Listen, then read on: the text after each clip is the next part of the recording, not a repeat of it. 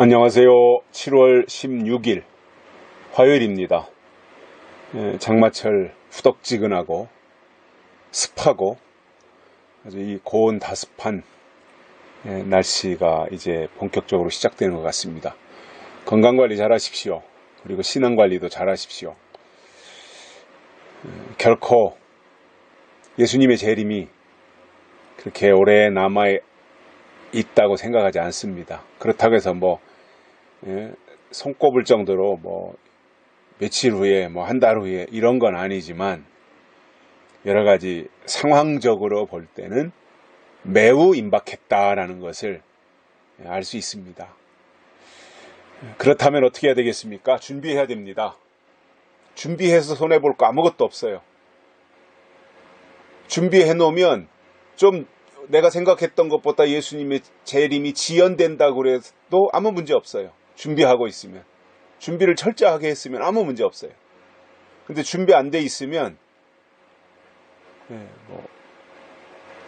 한 달 후에 오셔도 문제, 보름 후에 오셔도 문제, 일주일 후에 오셔도 문제가 되는 거잖아요. 준비가 안 돼 있다면.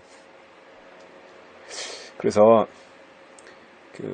영적인 신앙이라고 하는 것은 때를 알고 준비하는 거니까 이렇게 결코 소홀히 하지 마시고요. 준비를 잘 하셨으면 좋겠어요. 다른 준비 필요 없어요. 말씀 준비하시면 돼요. 하나님이 말씀이시잖아요. 그리고 그 하나님이 우리에게 말씀을 주셨잖아요. 다시 오시는 예수님을 우리가 어떻게 알 수 있어요? 말씀 속에서 아는 거잖아요. 그러니까 말씀을 가지고 있으면 됩니다. 그리고 말씀을 묵상하면서 그 말씀 속에서 하나하나 깨닫는 축복이 있으면 돼요. 그게 첫 번째입니다. 다른 것은 2순위, 3순위 이렇게 순위가 뒤로 가게 되지만 말씀은 항상 1순위입니다.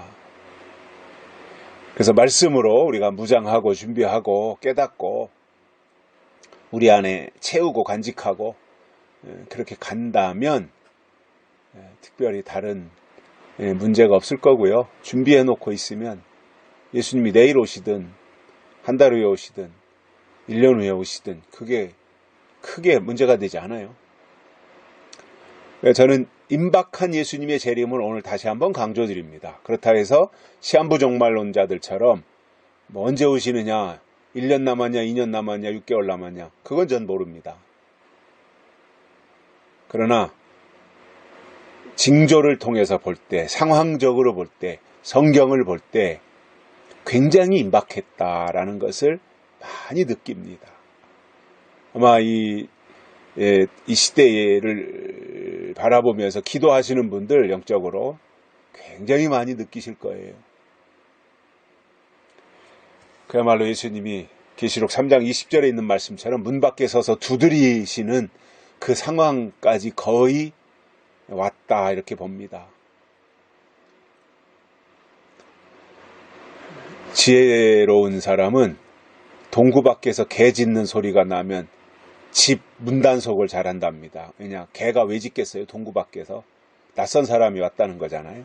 그러니까 우리 집에 도둑이 들지도 모르겠다. 낯선 사람이 우리 집으로 올 수도 모르겠다. 그래서 동구 밖에서 개 짖는 소리가 나면 내 집 문단속을 한다는 거. 이게 지혜로운 사람인 거죠.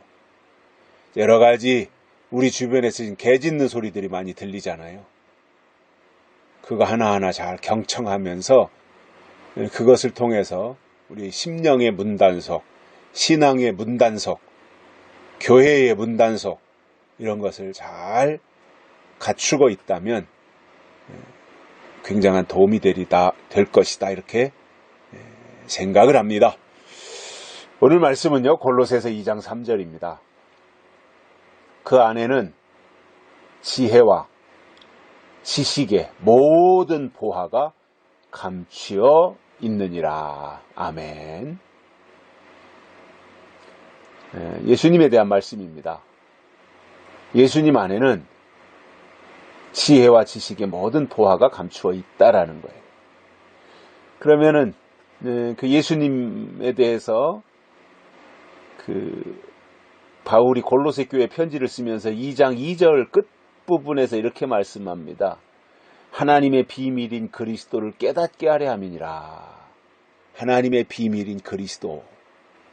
그리스도는 하나님의 비밀이라는 거예요. 그것을 골로새 교회에 깨닫게 하기를 원한다. 바울이 그런 편지를 썼죠. 그래서 오늘도 마찬가지라고 저는 생각을 합니다. 예수님이 다시 오실 때가 되어지면 그리스도의 비밀을, 하나님의 비밀을 깨달아야 돼요. 하나님의 비밀 깨달아야 됩니다. 그 하나님의 비밀이 뭐예요? 계시록이잖아요. 계시록 10장에 있는 작은 책, 비밀이잖아요. 그것을 깨달아야 돼요. 그래서 다른 거를 아무리 잘해도 계시록에서 이 깡통이 되고 계시록에서 문외한이 되면 의미가 없어요. 다른 거 잘하는 게.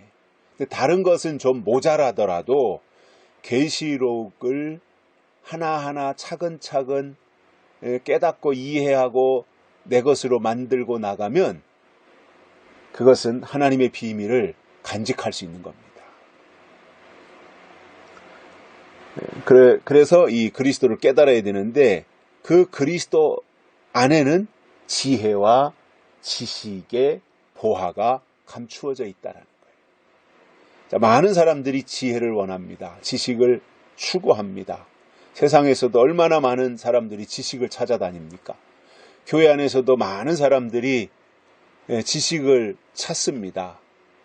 또 지혜를 원합니다.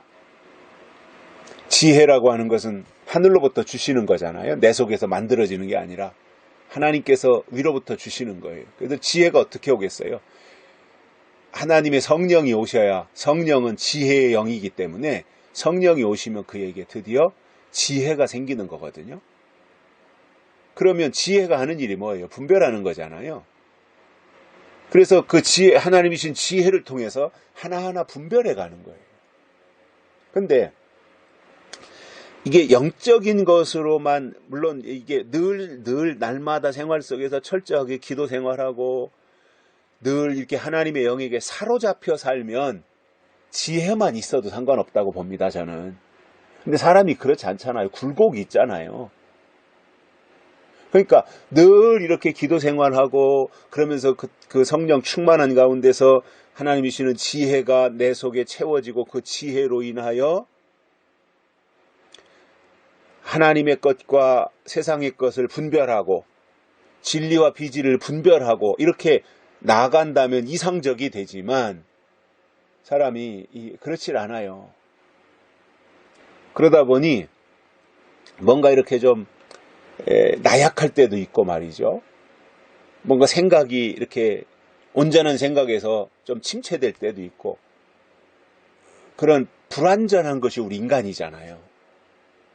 그렇기 때문에 지혜와 함께 같이 꼭 있어야 되는 게 뭐냐면 지식이라는 거예요. 이 지식은 하나님을 아는 지식을 말하는 거예요. 세상의 지식이 아니라 하나님을 아는 지식, 즉 성경을 아는 지식, 진리를 아는 지식, 이것이 있어야 돼요. 그러면 지식을 근간으로 해서, 지식을 기반으로 해서 우리가 이렇게 뭔가를 정확하게 예측도 할 수 있고 판단도 할 수 있는 거잖아요. 그리고 우리가 하나님을 사랑한다고 할 때 아는 것만큼 사랑하는 거예요. 지식이라고 하는 것은 알미잖아요. 아는 거. 그래서 우리가 하나님을 사랑한다는 것은 아는 것만큼 하나님을 사랑하는 거예요. 지식만큼 사랑하는 거예요. 지식만큼.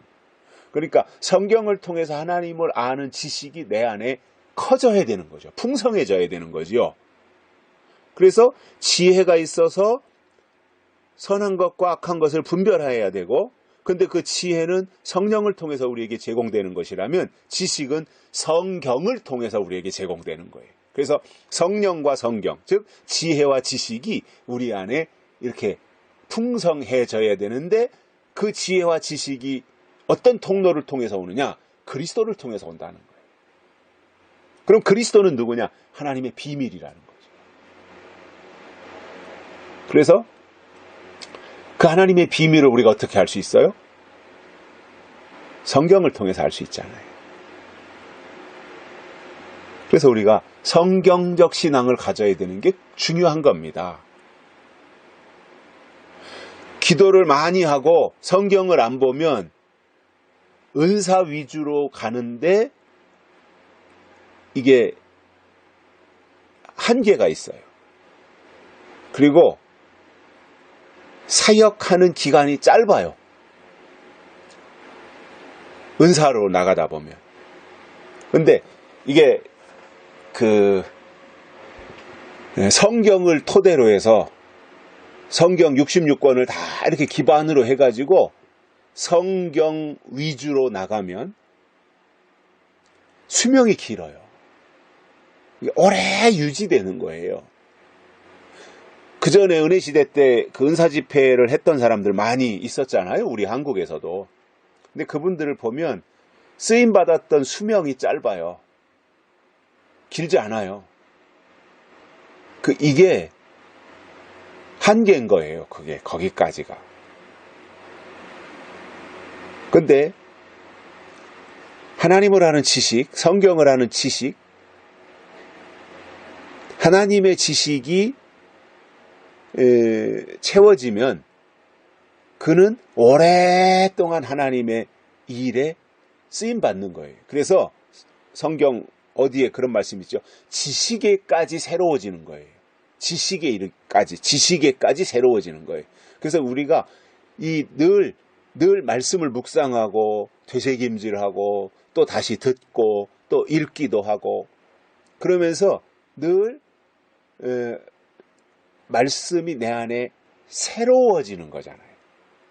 그리고 새로운 지식이 우리 안에 채워져야 되는 거잖아요. 신지식, 새로운 지식이 우리 안에 채워져서 그 지식을 따라 인도함 받고 나가다 보면 그것이 하나님 앞에 합당한 것이고 그러한 삶 속에서 하나님이 기뻐하시는 일들을 감당할 수 있는 거예요. 그래서 제가 14일 주일 예배에서도 그 미혹에 대한 말씀을 드리면서 미혹자들의 공통점이 있는데 그 중에 하나가 미혹자들은 절대로 진리를 말하지 아니한다라는 설명을 드렸었습니다. 그래서 진리를 말하느냐 진리를 말하지 않느냐에 따라서 하나님이 보내셨느냐 보내시지 않았느냐 이것이 결정된다는 거예요. 그럼 진리라는 게 뭐예요? 예언이잖아요. 약속이잖아요.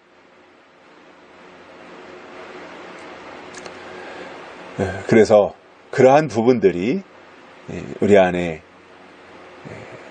분별되어져야 되고 우리 안에 보충이 날마다 돼야 되는 거예요. 그래서 우리가 늘 말씀을 들으면서 깨달으면서 그리고 계속해서 성경을 통해서 새로운 하나님의 지식으로 내 안에 쌓아가야 되는 겁니다. 하나님의 지식으로 내 안에 보충이 돼야 되는 거예요. 왜냐? 계속해서 진행이 되고 있잖아요. 하나님의 일이 진행이 되고 있잖아요.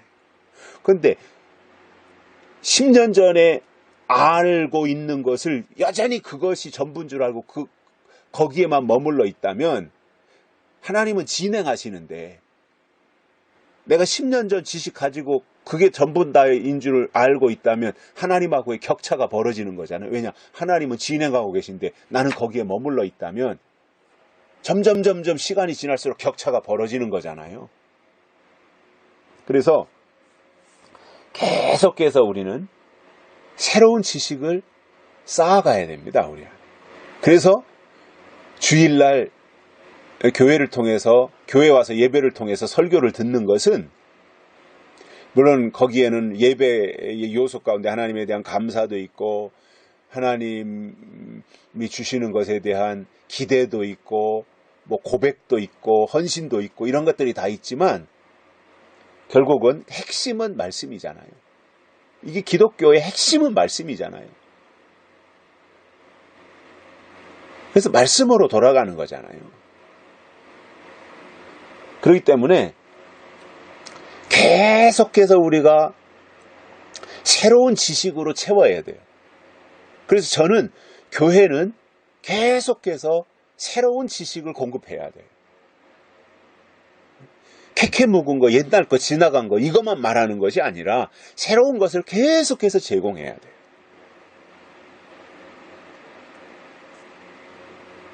그래야 그 영이 성장하는 거예요. 우유 먹던 아이가 100일 지나고 좀 지나서 이제 이유식 하기 시작하고, 이유식 하던 아이가 이제 이빨 나오고 하면 밥도 먹고, 밥 먹던 아이가 이제 반찬도 먹고 김치도 먹고 질긴 시래기도 먹고 고기도 먹고, 그렇게 하면서 성장하듯이 우리의 신앙도 맨날 젖이나 먹는 유아틱한 여기에 머물러 있는 것이 아니라 단계 신앙이 올라가야 되잖아요. 그래서 어떠한 단단한 식물까지도 소화할 수 있는 이 턱과 치아와 위장과 대장과 소장과 이것을 다 갖춰야 온전한 성장이 된 것처럼, 신앙도 우유만 먹는 신앙이 아니라 단계 올라가서 결국은 예언의 말씀까지 먹고 소화시킬 수 있는 단계로 나아가는 것이 지극히 정상적인 거다라는 거예요. 오늘날은 이상하게 비정상이 정상이 되고 정상이 비정상이 됐어요. 계시록을 말하면 이상하게 생각해요. 정상인데 마땅한 거고 당연한 거잖아요. 시대적인 말씀인데. 그리고 캐캐묵은 구약으로 들어가서 말이죠, 율법적인 거나 아니면은 은사적인 거나 이런 거 캐캐묵은 옛날 거 말하면 그게 정상적인 건 줄 아는 거예요. 이게 무식한 거잖아요. 우리가 신앙이 뭐예요? 개혁이잖아요. 날마다 개혁이잖아요. 회개라고 하는 게 뭐예요? 이 고치고 그리고 변화되고 개혁하는 거잖아요. 장로교가 개혁주의잖아요. 개혁주의. 개혁주의라는 게 뭐예요? 날마다 내 속에서 새로운 개혁이 일어나는 거예요. 신앙의 개혁 필요해요. 내 삶의 개혁 필요해요.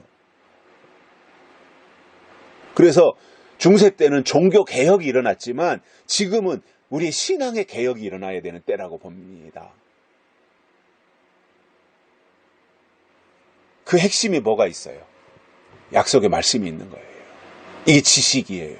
그래서 지혜와 지식 같이 가지고 가자 이겁니다. 우리가 뭐 하나 소홀히 하지 말고 지혜, 성령을 통해서 주시는 지혜를 가지고 분별하고 성경을 통해서 주시는 지식을 가지고 하나님의 새로운 뜻을 발견하고 나가는 지혜와 지식이 함께 결합되어져서 우리 속에 이것이 존재하고 있다면 얼마나 든든하고, 그러한 사람들이 다시 오시는 예수님을 맞이할 수 있도록 준비할 수 있지 않겠냐는 거지요. 그 길로 가자는 거예요. 이상한 거 하자는 것이 아닙니다. 마땅한 거 하자는 거예요. 당연한 거 하자는 거예요. 30년, 40년 예수 믿었는데, 아니, 이렇게 설명을 할게요.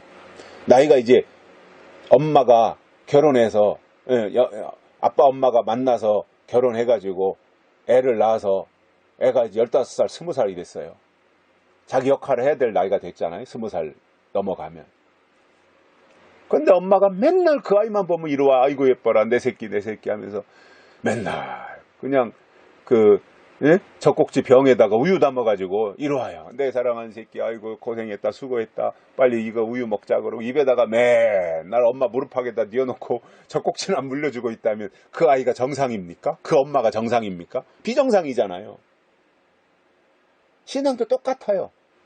20년 30년 예수 믿고 교회 생활을 했으면 교회의 설교자도 달라져야 되고, 교회도 달라져야 되고, 목회자도 달라져야 되고, 교회에 소속되어져 있는 성도도, 신자들도 달라져서 맨날 우유만 먹을 것이 아니라 그 다음 양식을 먹을 수 있도록 준비하고 그것을 기대하고 가야 되는 게 당연한 거 아니냐는 거예요.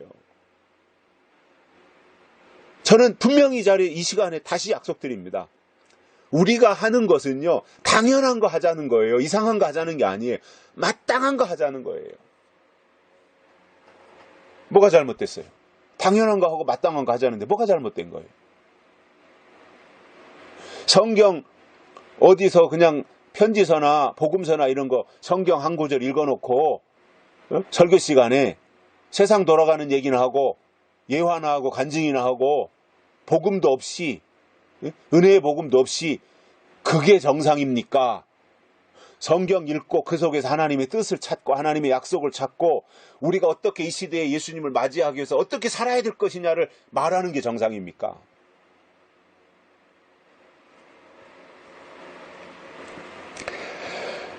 그쪽으로 가자라고 하는 게 제 바람이고요. 또 제 역할이 있다면 그러한 역할 감당하고 싶은 거고요. 또 하나님이 그러한 은혜를 저에게 입혀주신다면 그 일을 하고 싶은 겁니다. 저는 기쁨으로 감당하고 싶은 거예요. 그래서 하나님의 비밀인 그리스도 안에 지혜와 지식의 모든 보화가 감추어져 있다. 지혜와 지식이 결국 뭐라는 거예요? 보화라는 거예요. 그 보화, 성경 안에 있고요. 예수님 안에 있는 거예요. 그 보화, 하나님이 우리에게 주시겠다는 거예요. 그래서 지혜와 지식을 보화로 간직하고 있으면 그 심령은 하나님의 비밀을 간직한 심령이 되는 겁니다. 그 길로 나가기를 바라고요. 오늘도 힘을 얻어서 무덥지만 땀이 나지만 가만히 있어도 이러한 기대감을 가지고 이 시대에 하나님이 주시는 것이 무엇인지를 깨닫고 그 다음 단계로 인도함 받고 나가야 되지 않겠냐. 광야에 나왔으면 광야가 목적이 되면 안 되잖아요. 광야에 나온 목적이 뭐예요? 거기서 새로 지으심을 받아서 가나안 땅에 들어가는 게 목적이잖아요. 우리가 여기까지 인도함 받았는데 여기가 종착점이 아니라 새하늘과 새 땅이라고 하는 것이 우리 앞에 다가오고 있으니 그 곳으로 가기 위하여 오늘 또 우리가 준비하고 가자 이겁니다. 대비하자 이겁니다. 우리 힘으로 안 됩니다. 하나님이 은혜를 주셔야 되는 거예요. 깨닫는 은혜 말이죠. 깨닫는 은혜. 그 길로 우리가 함께 스크럼을 짜고 기쁨으로 감사함으로 또 서로 위로하고 격려하면서 나가기를 원합니다. 오늘 여기까지 합니다. 감사합니다.